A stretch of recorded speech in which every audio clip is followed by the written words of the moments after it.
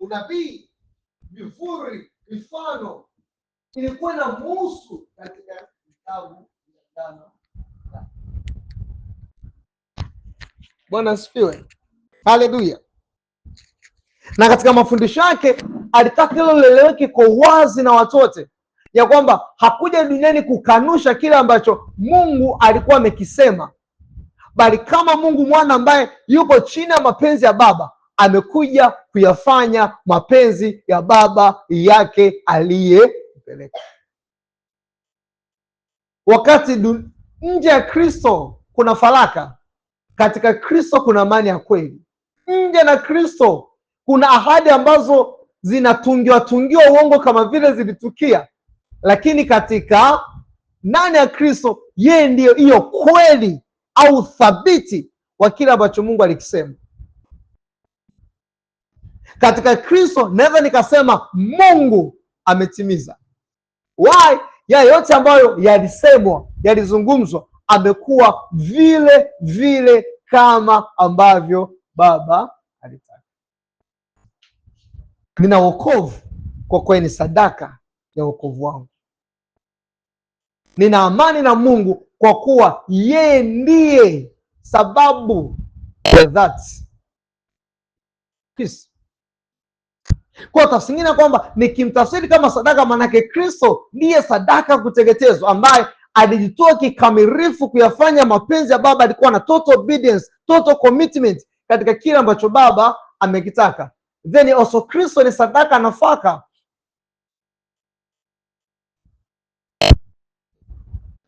ambao katika hiyo tunaona kabisa kwamba makosa na dhambi zetu zimeondolewa. Lakini also Kristo ni sadaka amani, ambao katika hiyo amerestore that peace kati ya Mungu na mwanadamu. Kristo ni sadaka tena ya dhambi, ambayo imeshughulikia kikamilifu na kulipa penalty of our sin. So manake ninaposoma Injili ya Mathayo, manake sisomi tu hadithi ya mtu, baada yake naona uhalisia wa kile ambacho kilisemwa na kimetukia kama kilivyosemwa. So manake Bwana Yesu hakuja kumsahihisha Mungu Agano la Kale. Na ukisoma maandiko kuna kitu ambacho kitakushangaza kwamba Mungu Agano la Kale ndio Mungu Agano Jipya, hajaibadilika. God amejionyesha katika matendo yote makubwa in history. Tendo la kwanza uumbaji, tendo la pili ukombozi, kama Mungu wa utatu bila kuachana. Kwenye uumbaji unamwona in existence akifanya hivyo. Kwenye ukombozi also unamwona, si tu kwenye kitabu cha Mathayo, even Egypt unamwona. Haleluya, Bwana asifiwe sana. Tumeelewana, twende kwenye somo letu sasa. Mathayo haya, Mathayo sura 28 mstari wa 18. Nimeona nihakikisha nifike mwishoni mwa kitabu. Kuna watu wako nasubiri sasa, inakuwaje? Okay, sasa hii hii utaenda kuisoma kabla sijafika sura 28. So Mathayo sura ya kwanza anaposema mwana wa Daudi, utaona hapo imetajwa. Lakini also ukienda sura ya 12, Mathayo tuende sura ya 9. Mathayo sura ya 9 anasema Yesu alipokuwa akipita kutoka huko, vipofu wawili wakamfuata wakipaza sauti wakisema, uturehemu mwana wa Daudi. Bado hapo Kristo, wakati Mathayo moja Mathayo ndo anamtambulisha. Alright, nani anayemwita Kristo mwana wa Daudi kwenye Mathayo moja? Ni sauti ya nani? Ya Mathayo, si ndivyo? Mathayo, simameni. Tutakwenda na ng'ombe zetu, kwani sikwambia nisimame? Ni hivi. Ayo, ukiwa mwalimu ni la. So manake nani ambaye anasema kitabu cha ukoo wa Yesu Kristo? Mwandishi ni nani? Mathayo. Kwa ni sauti ya Mathayo. Yesu ni mwana wa Daudi. Sauti ya Mathayo, hii ni sauti ya vipofu wawili. 9:27. Uturehemu mwana wa Daudi. Sura 12 mstari wa 22 au mstari wa 23, makutano wote wakashangaa wakasema, huyu siye mwana wa Daudi? Hii ni sauti ya makutano, inakiri kwamba Kristo ni mwana wa Daudi. Sura 15 mstari wa 22 anasema, natazama mwanamke Mkananayo wa mipaka ile akatoka akampatia sauti akisema, unirehemu Bwana, mwana wa Daudi. Hii ni sauti ya watu wa mataifa ambayo inawakilishwa na mwanamke Mkananayo. Kristo mwana wa Daudi. Kwa tumeona sauti ya Masayo, sauti ya vipofu, sauti ya makutano, sauti ya watu wa mataifa, Kristo mwana wa Daudi. Sura 20 mstari wa 29, hata walipokuwa wakitoka Yeriko, mkutano mkubwa wakamfuata. Natazama vipofu wawili wameketi kando ya njia, nao waliposikia kwamba Yesu anapita, alipaza sauti akisema, uturehemu Bwana, mwana wa Daudi. Sauti ya vipofu tena wanaotafuta kuona. Sura 21 ule mstari wa 9, na makutano waliotangulia na wale waliofuata wakapaza sauti akisema, Hosana mwana wa Daudi, Hosana mwana wa Daudi. Sauti ya makutano pia najudia mara pili, makutano mara mbili, vipofu mara mbili, si ndivyo? Mataifa mara moja. Mstari wa 15 21:15, lakini wakuu wa makuhani na waandishi walipoyaona maajabu aliyoyafanya na watoto waliopaza sauti zao hekaluni akisema, Hosana mwana wa Daudi. Watoto, sauti ya watoto inakiri kwamba Kristo ni mwana wa Daudi.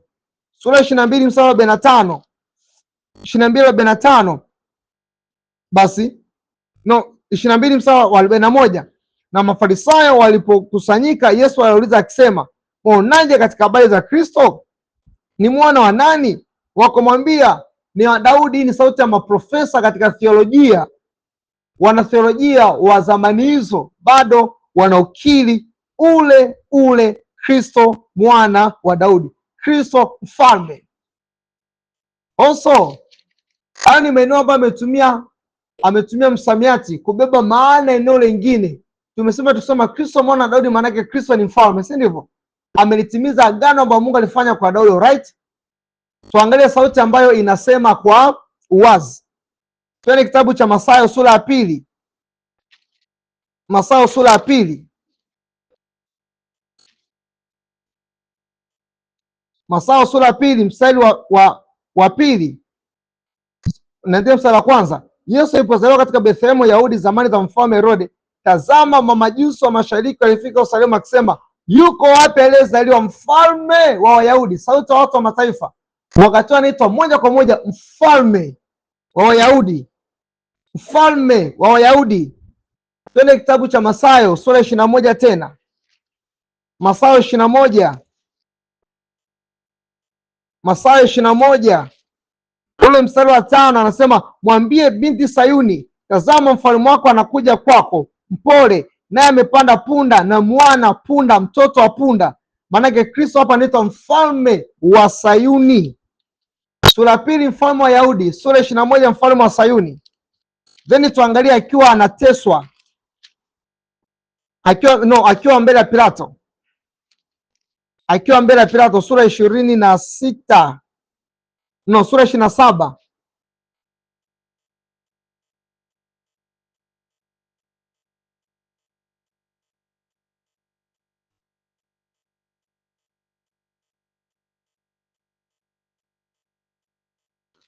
Sura 27 angalia mstari wa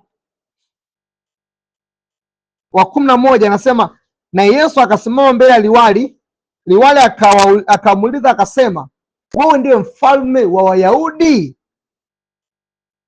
Yesu akamwambia, wewe wasema. Hapa Pilato anamuuliza Kristo ya kwamba ndiye mfalme wa Wayahudi. Si hivyo tu, twende mstari wa 20, wakati Kristo anateswa na kupigwa. Ule mstari wa ngapi? wa 17 anasema, basi walipokutanika, Pilato akamwambia, mnataka niwafungulie yupi, yule Baraba au Yesu aitwaye Kristo? Kwa maana alijua kuwa wamemtoa kwa husuda. Okay? Then twende mstari wa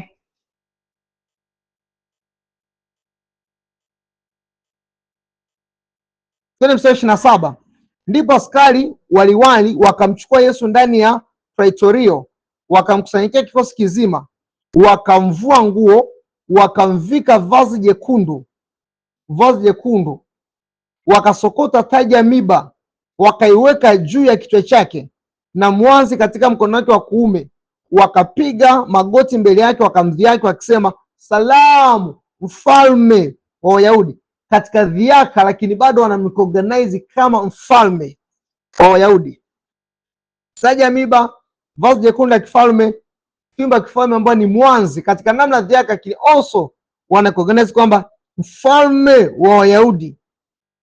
Then akiwa msalabani, tuone akiwa msalabani,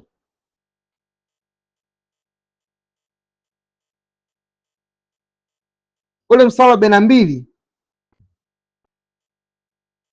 yeye ni mfalme, anasema yeye ni mfalme wa Israeli, na ashuke sasa msalabani, nasi tutamwamini. Bado wazo la mfalme linaendelea kwenye anwani ambayo iliwekwa kwenye kichwa cha Kristo, ambayo imeandikwa huyu ndiye mfalme wa Wayahudi. So manake from there we know ya kwamba the gospel of Matthew is the gospel of the king in his kingdom. Kwa manake ufasiri wote injili ya Mathayo unakuwa bora kama ukifasiriwa katika kanuni inaitwa principle of kingdom. Wazo kubwa ambalo Mathayo kalieleza kwa wazi katika injili ni kwamba Kristo Yesu ameleta ufalme. Tukae, ameleta ufalme. Nenda kapate out together, nataka kapate out together. Bwana asifiwe sana. Ikifika 6 namaliza, bado dakika 5. Wakati tunaleta chai, si ndivyo? Ilete huko sote nitoroka na mpunge upepo. Unajua kwa kusanya ni kazi Yaani mkiwa mndani mnakuwa ni kondoo, mkiwa nje mnakuwa wale kondoo fulani ambao wana jina jingine. Tuko pamoja mpaka hapo? So manake tunaona wazo ambalo limetawala katika injili ya Mathayo, Kristo Yesu anatambulishwa kama mfalme ambaye amekuja kuokoa watu wake kama ambavyo Mungu alisema kwa vinywa vya manabii. Haleluya, haleluya. Tuko pamoja mpaka hapo? So manake tumeona makundi tofauti tofauti ya watu, wa mataifa kwa Wayahudi, watoto kwa watu wazima, all of them kwenye chote ambacho Kristo anahudumu. Kwa sana anaonyesha alikuwa na ikuganezi kwamba this is the son of David. Bwana asifiwe sana. So manake that is simple hermeneutics ambayo inakupa mwongozo wa kitabu kizima cha Mathayo. Kwa manake mara nyingi kwa nafasi kitabu cha Mathayo huwa ninaongezaga neno mfalme katika Kristo kwa Yesu hata kama ijaandikwa, kwa sababu kishafahamu dhumuni la kitabu kizima ya kwamba ni kuonyesha kwamba mfalme ameleta na kuanzisha ufalme wake duniani. Allo. Bwana asifiwe sana. Haleluya. Haya, naingia kwenye kipengele cha pili, mtembeo wa Roho. I am serious. So maana kiona unaweza ukainemu kaandika hermeneutics. Nilikuwa nasafisha kama ambavyo Mungu alisema kwa njia ya manabii. Injili ya Yohana ni injili ya Mungu ambaye amekuwa mwanadamu kwa ajili ya kutoa uzima kwa ulimwengu. Injili ya Marko, Yesu Injili ya Marko tunasema na Kristo ambaye ni mwana wa Mungu anateswa na kuteseka kwa ajili ya ukombozi, au kama sadaka ukombozi kwa ajili ya watu wake, na anaacha kielelezo cha kufuatwa na wafuasi wake. Ukisoma hiyo statement umesoma ile kitabu kizima cha Marko.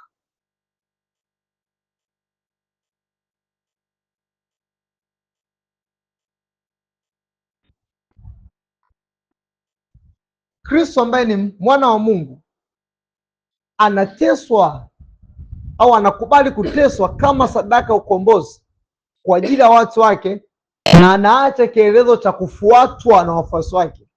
Umesoma ile injili nzima ya Marko. Wale injili ya Luka, Kristo ni mwokozi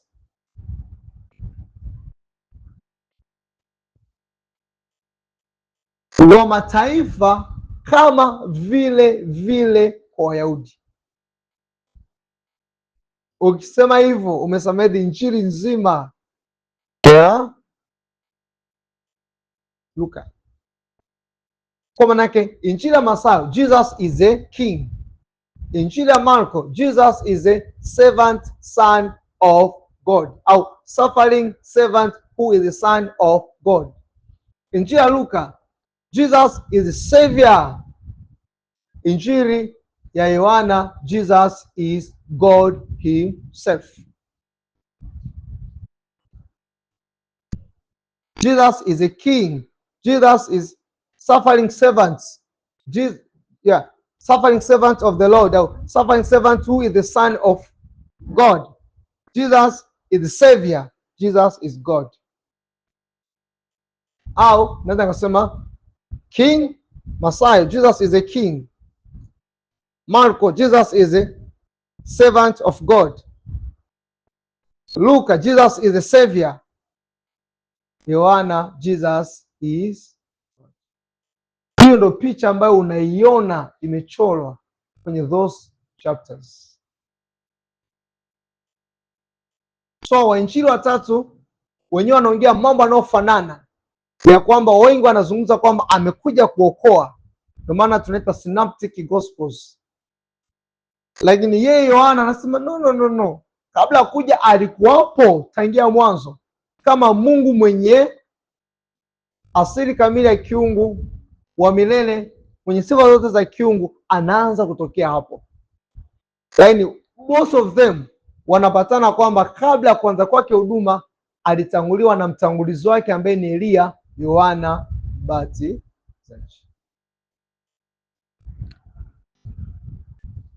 Halipo roho niwasaidie, hapana chai, kuna chakula cha mchana ambacho kinakamilika saa 7:30.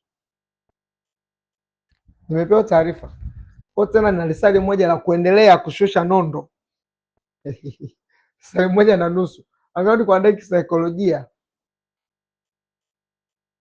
Haya, dakika 5 za kujinyosha ndani ya ulingo wa darasa letu. Ulingo wa darasa